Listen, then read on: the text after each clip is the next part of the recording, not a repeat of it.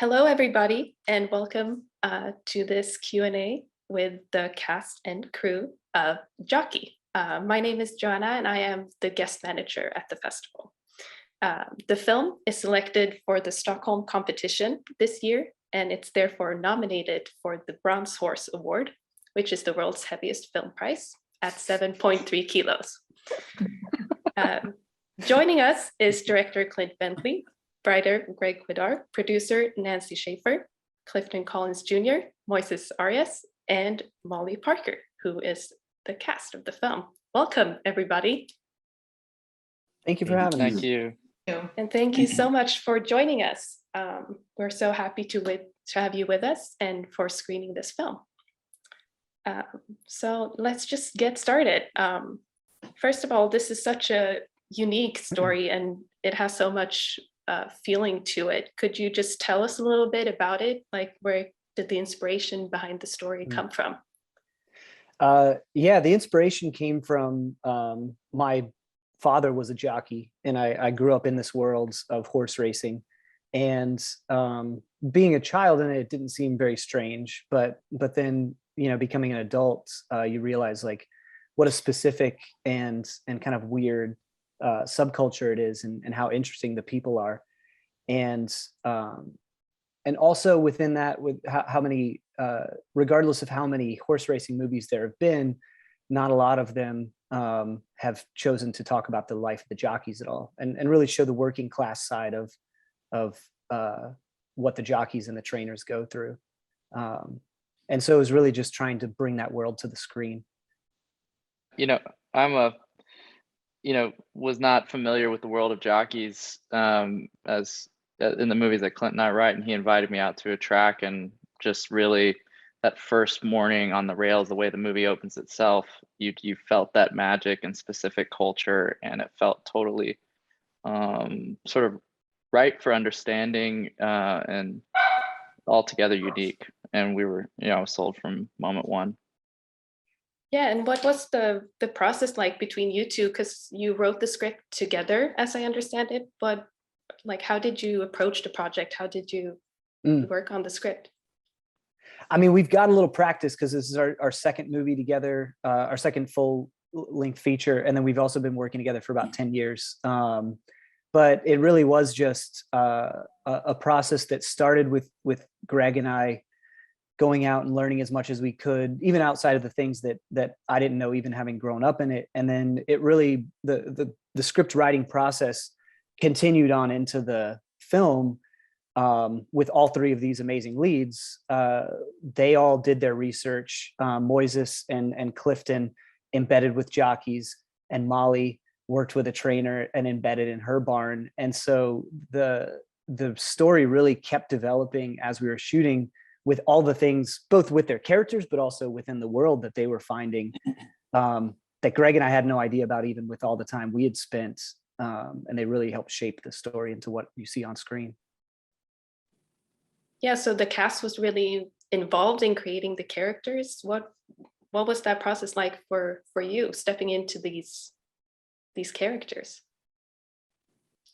I also, well, I knew nothing about this sort of subculture of what happens, behind the track. And so I wanted to come early and spend some time. And, one of the things about the way this film was made was that it was kept quite intimate in terms of, we had quite a small crew. And for whatever reason, these filmmakers are really adept and brilliant at sort of making people feel really comfortable with them being there. So we, right from the beginning, I had this kind of access to what was going on, sort of behind the scenes, and it felt a lot, like Nancy, our producer, and Clint and Greg, they were sort of there and knew everyone already, and had set up a horse trainer, a woman who's a horse trainer for me to work with. So I just went and hung out in the barn, and it's an incredible culture that, I knew nothing about. Real characters and interesting people and good people, and yeah, and just this, you know, folks who live there, you know, live at the track, live in tack rooms at the back, and clean out stalls, and it was just, it was fascinating. Yeah, I'm going on, but there you go. What was it like for you, Moises or Clifton, if you want to fill in something? I mean, amazing. Just like Molly was saying, you know, we had incredible access to what was going on around us. It wasn't even like, you know, we were there on off days. Like we were shooting in between races, between these jockeys doing what they do. So, you know, it felt like we were a part of it. And the guys like to joke that when I arrived, all the jockeys were like, "Who is this? Who's the new guy?" So, you know, you felt the sort of competitive nature that was naturally there, and yeah, like Molly was saying, we just felt comfortable, sort of, you know, trying to adapt and blend into the situation around. And me and Cliff, we've known each other for a long time, like 12 or 14 years, something like that. So it felt really natural to go in there and be like, we know each other. You're my father, or just whatever it was that made that scene feel real. I felt like the stage was set for us to sort of make it as real as possible. It's like he ran away for 10 years and then he came back. I'm like, oh, now you're back. Oh, wait, want to race the okay, no more baseball. Okay. There's a beautiful camaraderie when you have that kind of history, but also there's an equal camaraderie when you have a group of individuals, a cast and crew alike, when they all get together for a cohesive cause. They understand the story, they're passionate about it, and they want to maintain the integrity of the piece. And by doing so, you support everybody's processes, and everybody's free to be and do and work as hard as they can, because they're coming from their hearts. You're not really doing it for a check. And there's creative check, the creative fulfillment. It pays the soul. So that's a beautiful thing. And having the being embraced by the community just is conducive to acclimating to the environment much quicker and disappearing and becoming a part of it. So that's certainly a huge part of I think becoming any character. For me specifically, and becoming Jackson, it was and I was lucky to have the workflow and the shorthand that I gained by working with Greg and Clint on our previous film. All the ingredients were there. And it's great to have that shorthand with a director and producer who are also the writers, and everybody supporting the process. So it just makes it so much easier. Everybody's off doing their own thing, and you know they're doing it. So when they come back together, everybody's come back from the day to share what they've learned and put into this film. So this is a beautiful a natural, organic ebb and flow that happens. It feels like this should be the way we get to make films a lot, and yet it is actually a very rare experience to make a film in this way, where, you know, where the system of how we make films doesn't impose itself so much on the work that gets created. And I do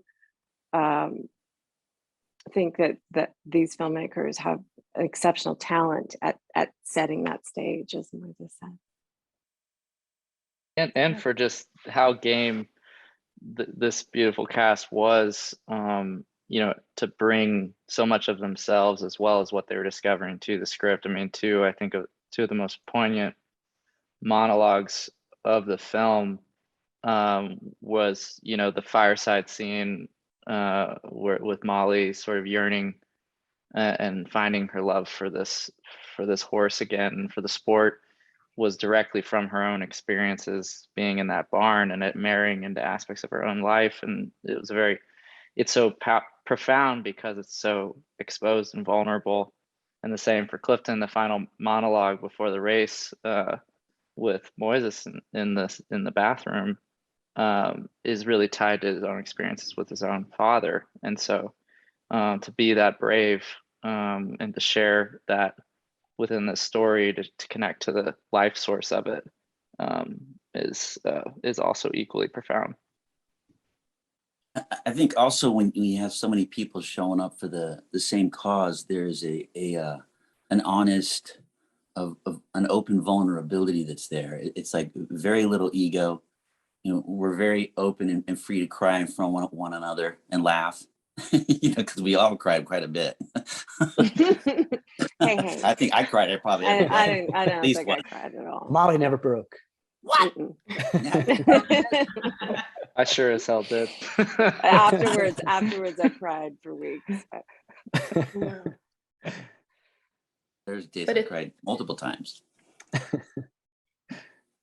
But that was really some interesting to hear, because I thought about it while watching the film, that there's so much vulnerability to the characters and this like building these relationships, like both like with all three characters, basically, like it's a lot of trust. And it was interesting to hear how you built that on set and created the kind of the environment for that to happen. It was really kind of answered my next question, but that was really really interesting to hear, because it really came through in the scenes. And there's some really powerful scenes of just this like these emotions almost just getting to evolve. But so was that the experience you had like while shooting as well, that the scenes could kind of evolve the way they naturally kind of happened? One of the things I loved about the script at the beginning and just the setup of the story is that it is about these relationships and this family of sorts within a world that is really competitive and pretty fierce and really dangerous. And so the stakes are incredibly high for these people, and they are navigating their relationships and that vulnerability within a world where they all want to win. It's a competition. Yeah, that is the needle thread that's a really good point, that really struck us from early on, and I think struck everybody of these jockeys all when they get in the gates, and then the trainers also when they're getting the horses ready.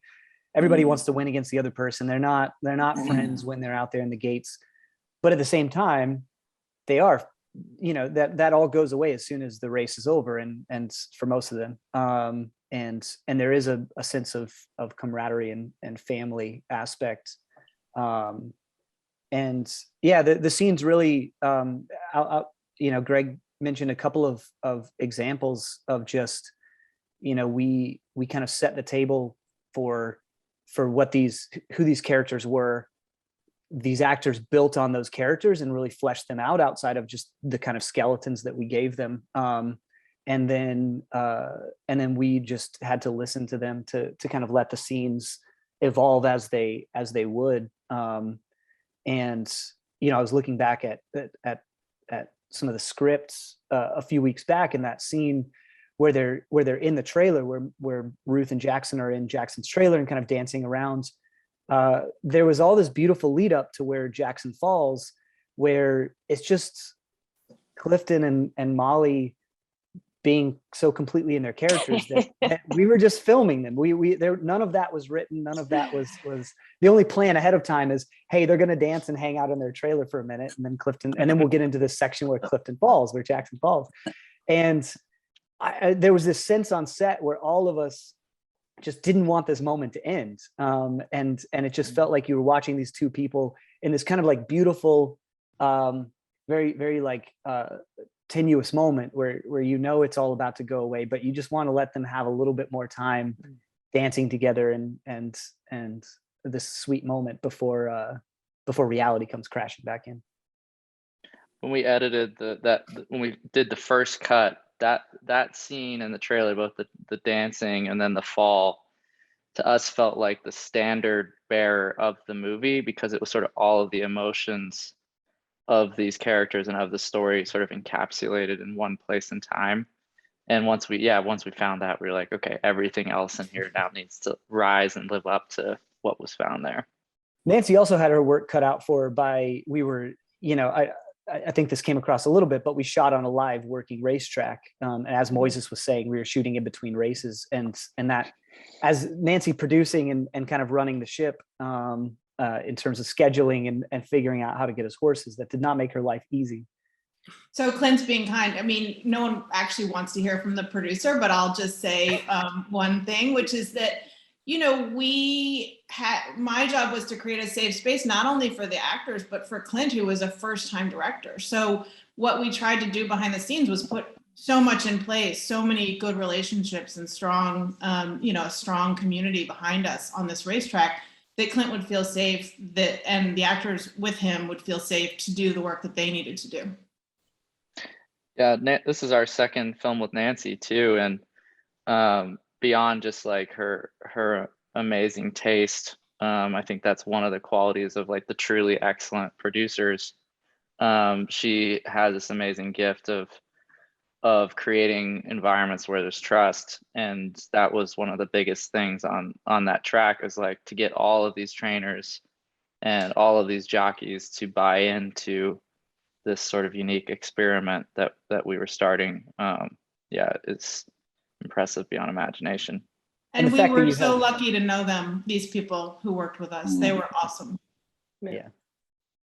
Yeah, because the film is so centered around this racetrack. So I imagine that was a lot of challenges, and also like working with horses is another thing that I guess probably both for like the crew safety, but also like actors, everyone. How was that process of like working with live animals? At times. Go ahead, Moises. Oh no, please. I mean, I would say honestly, we tried not to work. We tried to let the horse people work with the horses, and we did the acting and the other parts. But Clint, you go.